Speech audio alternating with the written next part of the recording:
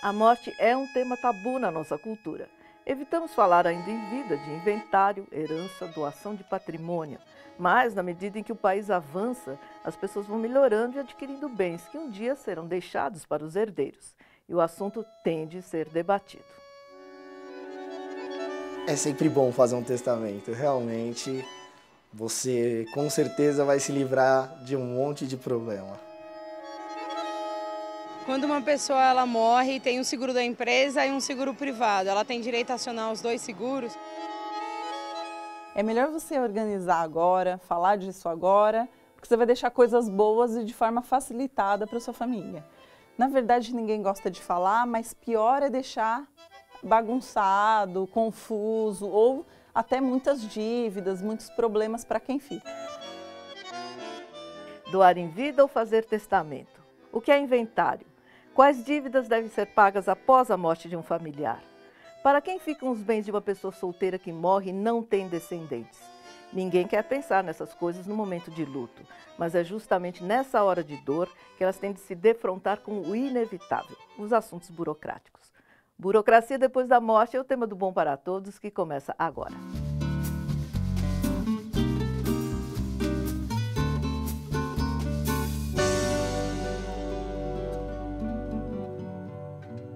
Essa é a história de uma família de 6 irmãos. Uma das irmãs morava com a mãe, se casou, teve filho, mas continuou no mesmo endereço.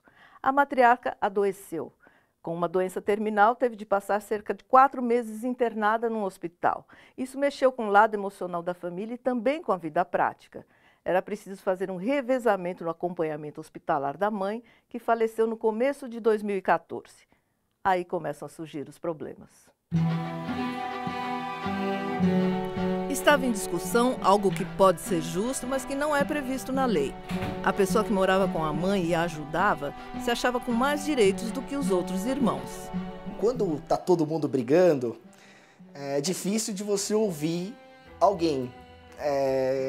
Quando tem um monte de gente gritando, você não ouve nada. E isso que estava acontecendo. A minha esposa é advogada e ela se propôs a nos ajudar com o inventário da minha avó, que não tinha testamento. E caminhava para um inventário bem tranquilo de ser feito, apenas uma casa, algo tranquilo de ser resolvido. Mas aí surgem os problemas familiares, né, que sempre acontecem. E um dos irmãos que morava com a minha avó, ela se sentiu prejudicada, porque sempre esteve com a minha avó, enfim, durante a vida toda, morando. E o papel da advogada foi mais do que fundamental. Ela teve de ser a conciliadora antes que a família entrasse em guerra e o inventário, que seria simples, se transformasse numa causa judicial. Apesar de ser legítimo fazer um inventário sem um advogado lá no próprio cartório, enfim, é necessário, mas você consegue fazer tudo no cartório. O advogado, no caso que há alguma pendência, há algum problema na família, o advogado que tem bom senso, que consegue conversar, ele ajuda muito a família. Se o advogado não pensar apenas em dinheiro, entrar com ação e levar a porcentagem dele e ele tiver um pouco de humanidade, porque é um período difícil sempre para a família, não há inventário sem dor naquilo, sem resolver aquela documentação, é pegar o RG do teu familiar, a certidão de óbito, tudo isso machuca muito.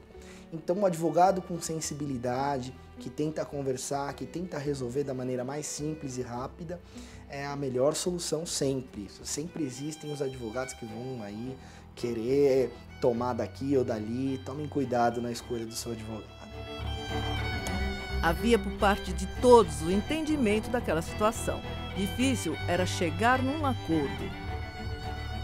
O problema de quem mora junto com o avó ou o vô, no caso, é porque ela acaba criando a sua vida lá dentro da casa também, né? Ela casou, teve um filho, meu afilhado, inclusive. A gente nunca quer causar muito problema, mas é uma fase que gera um desconforto para qualquer um. Tem que sair de um local.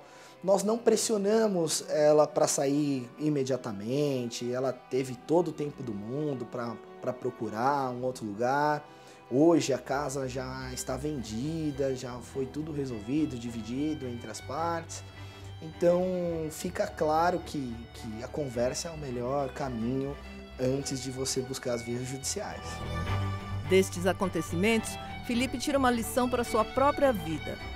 A família poderia estar brigada, o inventário se arrastando por anos na justiça. E a solução para ele era até bem simples. Eu acho que muita coisa pode ser resolvida através de um testamento. Um testamento resolveria bastante as coisas, porque um testamento manifesta a última vontade do teu ente familiar, né? A última vontade da pessoa. E é muito difícil alguém contestar esse testamento, um testamento. Deu para ver que se a gente tivesse um testamento, teria sido mais rápido e mais fácil. Para evitar pendências jurídicas e brigas em família, diz a advogada Fabiana Rodrigues Cardoso, especialista em direito de família e sucessões, o melhor a fazer é planejar esse momento que chega para todos nós. Isso é bastante importante e vem crescendo. Isso para nós, da área do direito, nós chamamos de planejamento patrimonial. O que é? Você planejar antes que chegue a morte o que vai ser feito com o seu patrimônio. Tem várias ferramentas, mas as mais comuns que todo mundo acaba podendo fazer são as seguintes. Você pode doar em vida, já prepara, se tem uma casa, doa para os filhos, deixa com reserva de usufruto até o momento da sua morte, então você pode usufruir. E quando você falecer, não vai precisar fazer inventário caso tenha só esse bem, porque o bem já pertence aos herdeiros. Então, essa é uma situação bem bacana que nós costumamos indicar. Para quem já tem herdeiros necessários e tem um patrimônio maior, um testamento é legal, porque você também já conduz, já fala para quem vai ficar o quê, como as pessoas devem fazer. Mas o mais interessante para evitar problemas, realmente, é tentar fazer o máximo de divisão em vida. Quais dívidas a pessoa tem que pagar após a morte de um ente da família? Oi, Patrícia, olha, depende um pouco do tipo de dívida que ele deixou. Se foi um crediário, alguma dívida numa loja, muitas lojas já embute nesse parcelamento um seguro que quando a pessoa falece já está quitado e não fica nenhum problema para os familiares. Mas, eventualmente, se ele pegou dinheiro emprestado, enfim, essas dívidas precisam ser pagas com o patrimônio que ele deixou, para então depois ser feita a partilha, a divisão. E fora isso, tem os impostos, se for judicial, tem as custas do processo, mais o ITCMD. O ITCMD é um imposto do Estado de 4% sobre o patrimônio que vai ser dividido. E se for no cartório, também tem as custas de cartório. Eu tenho um ente querido já falecido e a gente não conseguiu fazer inventário. Devido a isso, eu pago alguma multa? Então, Damares, não porque você não conseguiu fazer, exatamente não é essa a regra. Na verdade, o prazo é para você interpor, você tem um prazo de até 60 dias para interpor, entrar com a ação do inventário, e tem um prazo de 180 dias para finalizar esse inventário, mas que não vai depender só de você, depende do juiz, enfim, de uma série de coisas. Quando esses dois prazos são estipulados, aí tem algumas exceções na lei, mas de forma geral, são extrapolados, aí sim incide uma multa. O que é inventário e quando eu devo fazer? Oi, Mariana. Olha, o inventário é um procedimento jurídico necessário para transferir formalmente, documentalmente, os bens que uma pessoa da sua família ou, enfim, alguém deixou. Então, para que o patrimônio passe para outras pessoas, precisa fazer esse processamento todo. Esse processo serve para verificar quem são realmente os herdeiros, conforme a lei, enfim, uma série de detalhes que o juiz, ou, dependendo da situação, dá para fazer também em cartório. Então, aí o tabelião, no momento da realização da escritura de inventário, vai verificar várias questões legais, documentais. Então, é uma obrigatoriedade aqui no Brasil. Conheça agora algumas questões burocráticas com as quais se tem de lidar em caso de falecimento. Atestado de óbito é o documento médico que declara o término da vida de um indivíduo, apontando também as causas que ocasionaram a morte. A certidão de óbito é um documento expedido por um cartório de registro civil a partir de um atestado de óbito, ou seja, o cartório apenas registra ou documenta aquilo que o atestado de óbito confirmou como verdadeiro. Pessoas em relações homoafetivas que não estejam casadas ou numa união estável, não tenham filhos nem ascendentes, é recomendado fazer um testamento para deixar o patrimônio para quem ele entender. Não tendo herdeiros necessários, o testamento pode ser feito sobre todo o seu patrimônio. No próximo bloco, uma viúva vai fazer o inventário do marido e tem uma boa surpresa. Ele deixou tudo em ordem para ela e as suas 2 filhas. Como a documentação já estava tudo correta, os impostos da casa estavam tudo certo, então para mim não teve muita dificuldade não.